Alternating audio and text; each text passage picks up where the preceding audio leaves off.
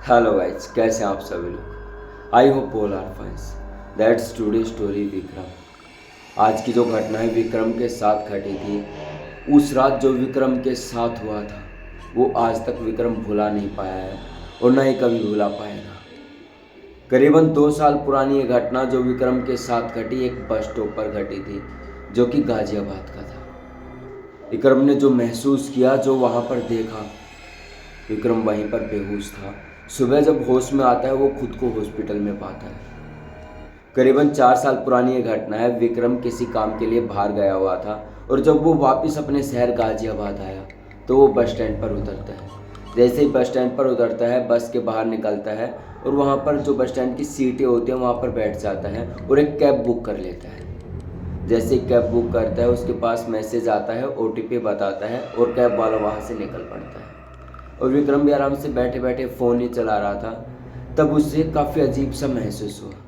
एक तो जो दूर पेड़ था उस पेड़ में किसी की सनसनाहट सी आवाज़ सुनाई दी और फिर विक्रम ने जैसे ही नीचे देखा, माना कि नीचे जो था, विक्रम के नीचे जिस सीट पे वो बैठा हुआ था उसमें एक बोरी पड़ी हुई थी। बोरी आप समझते हो दोस्तों, जिसमें हम अनाज डालते हैं। वो एक बोरी सी अजीब टाइप की वो गिरी हुई थी और उसने पहले बिल्कुल नहीं ध्यान दिया, लेकिन विक्रम का जब हाथ से मोबाइल गिरता है और नीचे जब वो मोबाइल को उठाने लगता है, वो जब उस बोरे को देखता है, उस बोरे के अंदर से एक हाथ बाहर के निकल के आता है।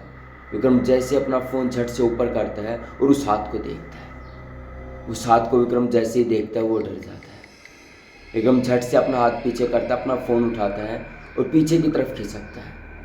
जब दोबारा उस सीट के नीचे ऐसे झुक के देखता है विक्रम, उस सीट के नीचे कुछ भी नहीं था। विक्रम को काफ़ी अजीब लगा क्योंकि उसने पहले बोरी देखी जिसमें से एक हाथ बाहर निकला था। अब उस सीट के नीचे कुछ भी नहीं था।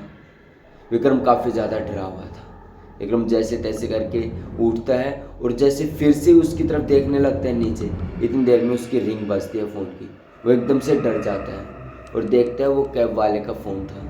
कैब वाले के फ़ोन को उठाता है और कहता है कि भैया यहाँ तक आ जाओ, यहाँ इतने अंदर तक मैं नहीं आ सकता। तो विक्रम कहता है ठीक है, तुम वहीं रुको, मैं वहाँ से निकलता हूँ। विक्रम जैसे ही वहाँ से निकलता है, विक्रम डरा हुआ था और विक्रम सह सह करता आगे बढ़ रहा था, स्पीड से चलता जा रहा था, चलता जा रहा था। तभी रास्ते में उसे एक लेडी दिखाई देती है। उस लेडी को देखता है, उसके पास वही बोरा था जो उसने अपनी सीट के नीचे देखा था। अब विक्रम ने वही बोरा उस लेडी के हाथ में देखा और उसने कहा कि इस बोरे के अंदर है क्या और तुम इसके साथ कर क्या रही हो। उस लेडी ने कोई भी जवाब नहीं दिया। विक्रम अब सहमा सहमा था और विक्रम में कुछ अजीब सी आवाज़ सुनाई दी। विक्रम ने जैसे ही पलट के पीछे देखा, एक लेडी उसके पीछे खड़ी हुई थी। विक्रम ने जैसे उस लेडी की तरफ देखा तो वापस जब आगने देखने लगा, वो जो लेडी जो उस बोरे के साथ कुछ कर रही थी, वो लेडी वहाँ से गायब हो गई थी। अब विक्रम बहुत ही ज़्यादा डर चुका था। विक्रम ने आगे पीछे हर जगह देखा लेकिन उसे कुछ भी दिखाई नहीं दिया।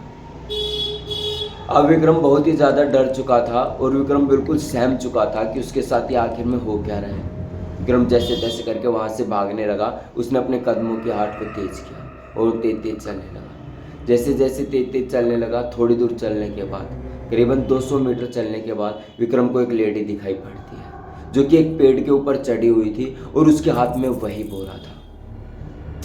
अब विक्रम ने ये सब कुछ देखकर काफ़ी ज़्यादा डर गया था और विक्रम जैसे तैसे करके वहाँ से भागने लगा। जैसे तैसे करके भागता भागता उस कैब ड्राइवर के पास पहुँचता है। जैसे ही कैब ड्राइवर के पास पहुँचता है, उस गाड़ी में कुछ भी नहीं था। विक्रम बस उस गाड़ी के पास पहुँचा। इतनी ही देर में विक्रम को किसी के चलने की आवाज़ सुनाई दी। विक्रम ने जैसे ही कार के नीचे देखा, ऐसे कार के नीचे 2 पैर उसे दिखे। विक्रम ने जैसे उन पैरों को देखा, विक्रम डर गया।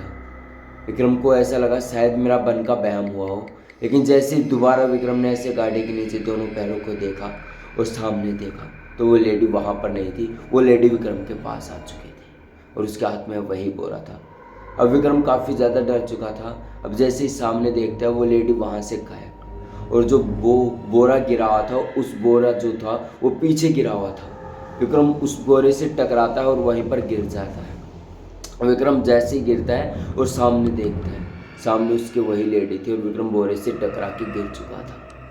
अब विक्रम बेहोश हो चुका था। विक्रम की हालत काफ़ी नाजुक हो चुकी थी। विक्रम को एक प्रकार से मिनी हार्ट अटैक आया था। विक्रम बहुत ही ज़्यादा डर चुका था। विक्रम को जब होश आता है वो खुद को एक हॉस्पिटल में पाता है। संजीवन नाम का डॉक्टर उसका अस्पताल में इलाज कर रहा था। उससे बताता है सब कुछ ऐसा ऐसा मेरे साथ सीन क्रिएट हुआ और मैं काफ़ी ज़्यादा डर गया, लेकिन किसी ने भी उसकी बात का यकीन नहीं किया और विक्रम काफ़ी ज़्यादा डरा हुआ था। थोड़ी देर बाद उसके मम्मी पापा आते हैं और विक्रम से बातें करते हैं।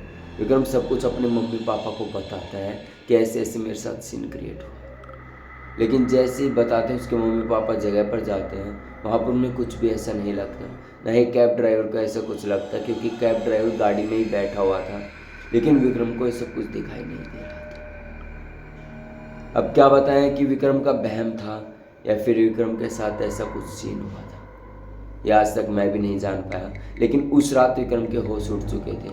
वो रात विक्रम की सबसे अंधेरी रात थी। आज भी विक्रम रात के समय नहीं निकलता।